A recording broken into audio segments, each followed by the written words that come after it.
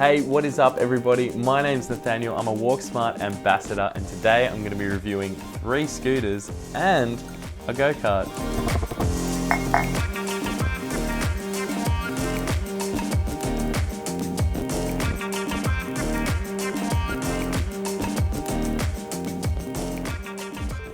In this review, I'll be going over the specs, how they compare to each other, how they're handled in real life, and I'll give my opinion at the end. So let's meet our scooters and go-kart. The first scooter we'll be covering is the Xiaomi Scooter Pro, one of the latest scooters on the scene with a lot of interest around it to see how it performs. Next up is the WideWheel electric scooter. This tank is built to fly up hills and is much more solid than any scooter I've ever seen. Next is the Stryder X electric kick scooter, a name that is way too long and I'll further be referring to it as Stryder. A scooter with a nice folding mechanic, it's very light and it still reaches speeds of 30 km an hour. And last but definitely not least, our final entrant is the Ninebot GoKart. The absolute most fun I've had on a scooter in a while was on this go-kart. Okay, let's start with each scooter's defining feature. The Xiaomi Scooter Pro has a disc brake. Because of this, applying the brakes has never felt more natural or effective. This brake was on the old model of the Xiaomi scooter,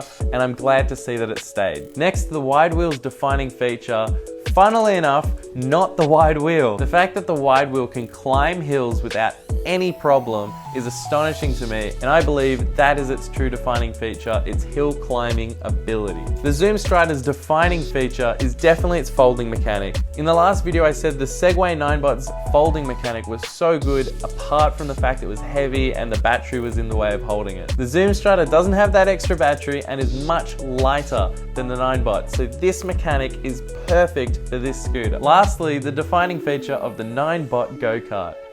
It's a go-kart.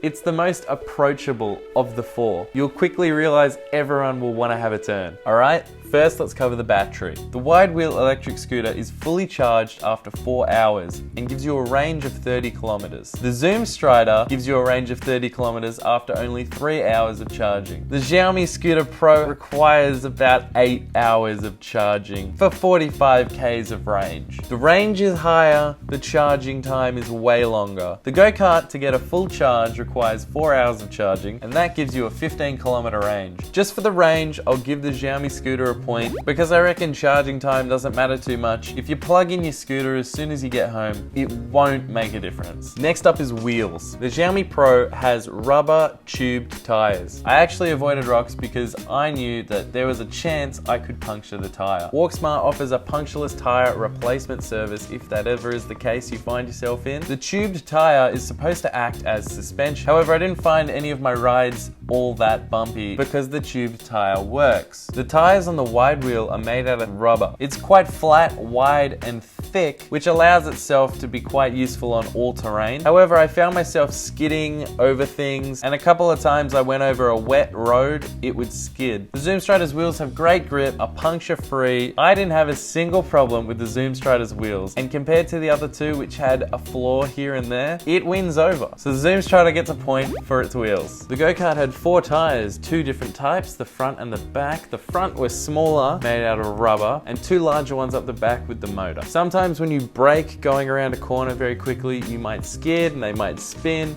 but other than that, they're quite flawless and they give you a lot of confidence driving around. Next is the brakes. I'll start with the go-kart. It has 2 brakes, a hand brake and a foot brake. The foot brake is an electric brake which slows it down to a nice creeping halt, whereas the hand brake literally presses a pad against the wheel and screeches it to a halt. Both the WideWheel and the Xiaomi Pro had disc brakes. These disc brakes were fantastic. I believe every fast scooter should have a disc brake. If it's not a fast scooter, it doesn't need one, but these 2 were quick, making this brake super useful and super effective, and that's why it gets the point. The Stryder has 2 brakes. One is an electric brake with your thumb and a back foot pedal brake. I found that the back pedal brake was quite ineffective unless I fully jumped on it. Coming off of brakes, let's go into acceleration and speed. Now the fastest machine out of all four was definitely the WideWheel. The WideWheel could reach up to 40 k's on a flat surface. And not only that, it was the fastest uphill as well. The Xiaomi Pro managed to get up to 30 to 32 kilometers, and the Zoom Stryder also managed to reach about 30 kilometers. The GoKart made it up to around 25 kilometers per hour,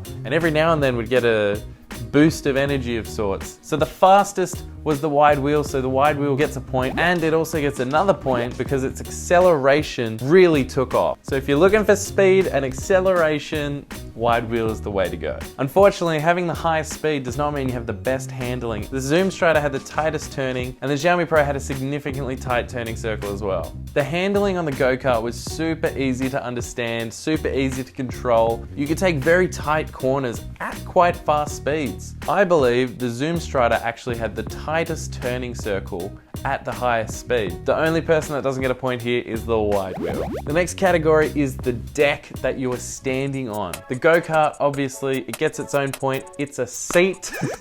But apart from the GoKart, the Xiaomi Pro's deck is similar to its older model where it's the same size, a few bumps here and there to keep your feet on. The scooter with the most space for feet was the WideWheel. However, I found the Xiaomi Pro super comfortable. There wasn't need for more space. The Zoom Stryder had a sufficient amount of space. I would have preferred more, but I guess that's what you get when you buy a lightweight scooter. All the scooters and the GoKart all had tail lights. Now, regular lights at the front. The GoKart had one, it was pretty useless, but I would never drive a GoKart at nighttime. Even in a parking lot, cars might not spot you and could hit you on that GoKart. So at nighttime, do not recommend it.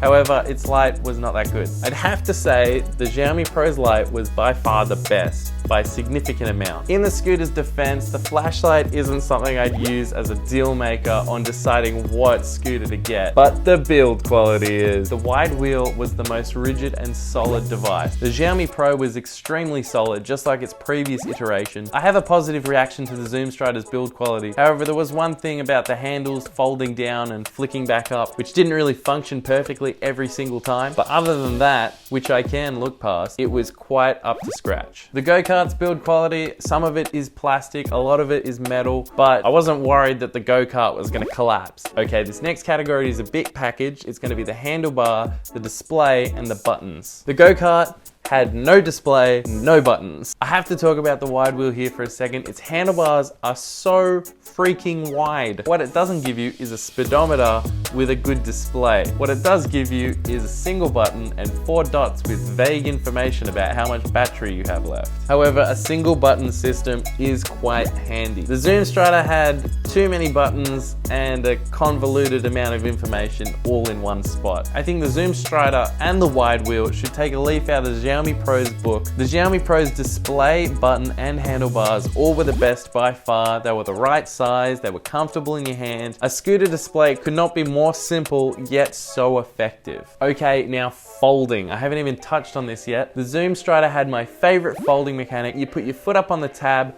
push the handlebars, and down it goes, clicks right into place. Best folding mechanic by far. However, on the opposite end of the spectrum, the WideWheel had the worst folding mechanic, and I will say the worst. In order to fold and unfold this machine, you need to get down on your knees, unscrew it, find the point where the pole will fold down, and then screw it back in. This folding mechanic takes so much time, and on top of the fact that the WideWheel is super heavy, you will never find me folding the WideWheel down. It's the type of scooter you leave set up because it is a time waster unfolding and folding that thing. The Xiaomi Pro, however, sticks with its old iteration's design. I like the design of the bell and the latch. However, when the Xiaomi Pro was in the back of my car, I found it getting detached on bumpy roads, which left me a little bit worried, but I didn't see any problems. The GoKart doesn't have a folding mechanic, and it's quite heavy. So in order to carry it inside my house to charge it, I would end up taking the kit off the Ninebot Mini Pro. I would leave the kit in safe storage and just take the back wheels inside to get charged. This isn't a folding mechanic,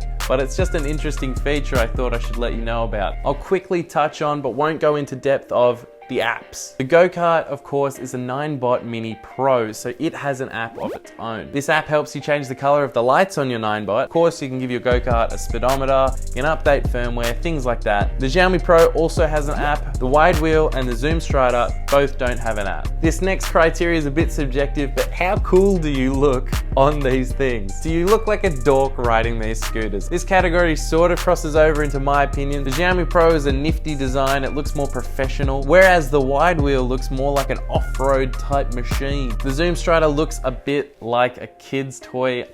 It just does. This category, of course, is so subjective, I think we should leave it up to you guys in the comments. Leave a comment saying which scooter looks the best. Okay, now for my personal opinion of the scooters. When WalkSmart gave me 3 scooters to review, I was excited at how different each one was. And I hope from this review you can see that too. So with that, here are the final scores. Do what you want with this information. I just went through each criteria I could think of and gave points to the products that did better than the others. But scores aside, my personal favorite product was, of course, the Xiaomi Pro. The Xiaomi Pro scooter is the latest thing. It has a great motor, it has great top speed, it's so practical, it's so useful. Its braking system left me feeling super safe. Obviously, its charging time is quite long, but you won't ever notice it if you charge it overnight while you sleep. Its folding mechanic is useful, however, it's not as quick and easy as the Zoom Stryders. But if that's its only fault, which it kinda is, I think I have to call it the best one. Compared to the other 3, including the GoKart, it excels above the rest. And that's why the Xiaomi Scooter Pro is my personal pick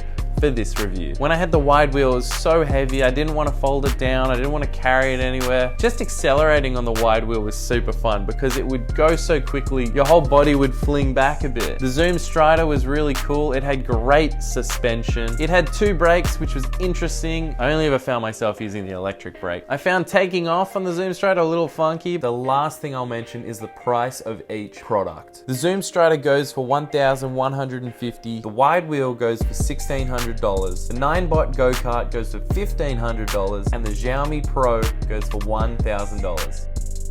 If you like the products you've seen here, you can demo them at our WalkSmart store on 313 Harris Street in Piermont. Come on down, have a look around, try one of the scooters. Prices, more information, or to shop around for other products, go to walksmart.com.au. If you enjoy electric scooters or electric go-karts, you can follow us on Facebook, Instagram, and YouTube. Thank you for watching this video. My name is Nathaniel. Like the video, leave a comment, and remember, when you buy from WalkSmart, you buy worry-free.